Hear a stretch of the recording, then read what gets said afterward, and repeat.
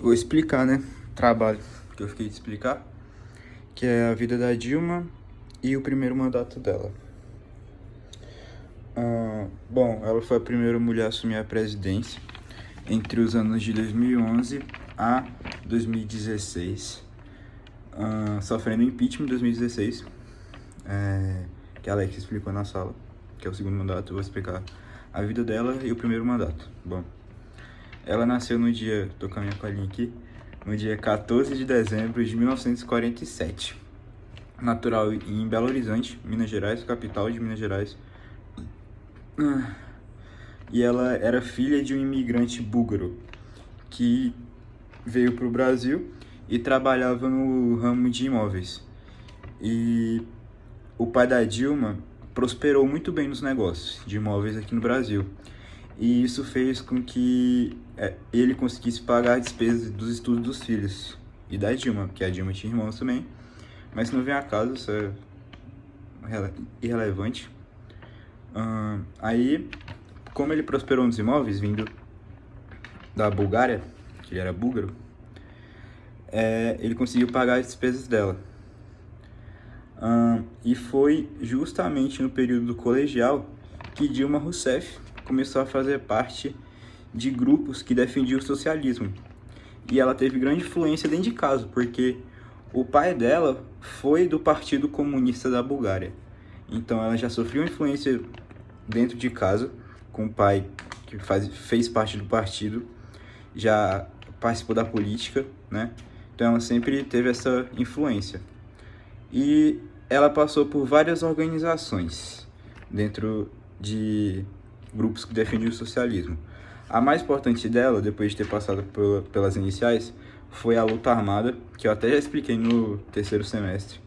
Meu grupo explicou, na real, sobre isso, então nem vou explicar, nem vou falar. E, bom, na luta armada, ela participava de forma interna, ou seja, ela não participava dos conflitos. Deixa eu só pegar meu tapelinho. Ela não participava dos conflitos em si. Ela era uma espécie de coordenadora de cérebro. Ela que organizava onde ia acontecer os protestos e etc. Bom, aí no dia 16 de janeiro de 1970, um amiguinho dela denunciou ela. E denunciou um bar que os militantes, né, que na época eram militantes, iam e se viam. Era um bar que eles frequentavam. Aí esse amiguinho dela denunciou e a polícia foi lá e prendeu Dilma, porque ela estava justamente nesse dia nesse bar. E, bom, ela foi torturada por 22 dias, sofrendo torturas como palmatória, socos, choques e pau de arara. Acho que o grupo terceiro semestre, sei lá, explicou os tipos de tortura, né? Eu lembro muito bem. A pau de arara, que você ficava assim de joelho. É complicado. Tá. Aí ela foi torturada por 22 dias. Porque ela fazia parte da luta armada como fosse um cérebro. Ela coordenava, entendeu? Aí ela foi, depois desses 22 dias de tortura, ela foi condenada a 6 anos de prisão. Ela ficou presa até 1972, saindo em 1972, ou seja, foi presa e torturada em 1970 e saiu em 1972. Ficou 2 anos presa, né? E logo que saiu da prisão, ela retomou os estudos. Ela foi, se eu não me engano, não anotei isso aqui agora, mas foi para a Universidade de Pernambuco. Acho que foi Ciências Econômicas que ela cursou e se formou. E quando ela se formou nas faculdades, que eu acho que ela fez 2, não tenho certeza, fico em débito com isso. Bom, aí ela retomou seus estudos, né? Se formou, logo em seguida que se formou, voltou para a política, mas não se afiliando a partidos socialistas ou militantes. Ela se associou ao Partido Democrático Trabalhista, o PDT, que ela ficou lá dos anos 1980 até 1985, trabalhando lá. E nos anos de 1986 A 1988, ela fez parte, foi chamada, né, pelo chefe do partido para fazer parte da Secretaria da Fazenda. E com isso ela foi crescendo dentro do partido. Nos anos de 1989 a 1990, ela foi diretora-geral da Câmara dos Vereadores de Porto Alegre. E nos anos 1991 a 1993, ela foi chefe da Fundação da Economia e Estatística desse partido. Aí, como ela fez um ótimo trabalho dentro desses partidos, ela foi nomeada a assumir a Secretaria de Energias, Minas e Comunicações em 1993 a 1994. Nesse período e nessa secretaria, ela fez um ótimo trabalho, né, cumprindo seus planos e metas.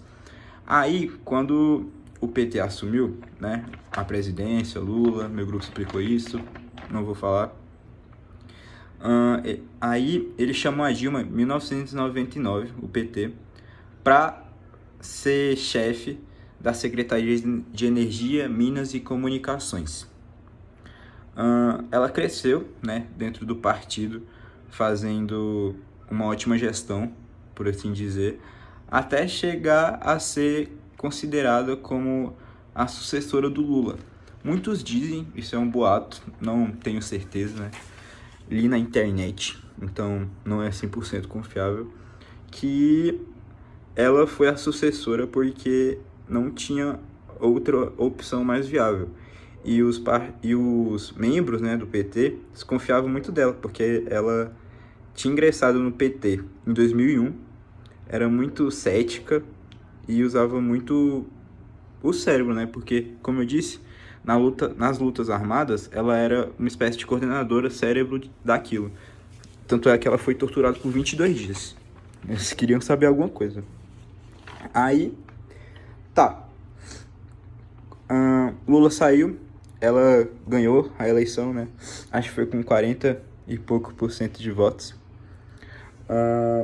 Ela se tornando a primeira mulher a ser presidente, um feito histórico para nossa nação, né? Que uma mulher se torna presidente, então girl power. Aí, tá, ela governou, teve nesse governo, né, que ela se tornou a primeira mulher, foi 2011 a 2013.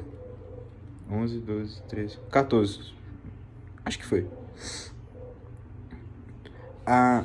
Deixa eu ter certeza. Foi 2011 a 2014, que ela sofreu impeachment em 2016.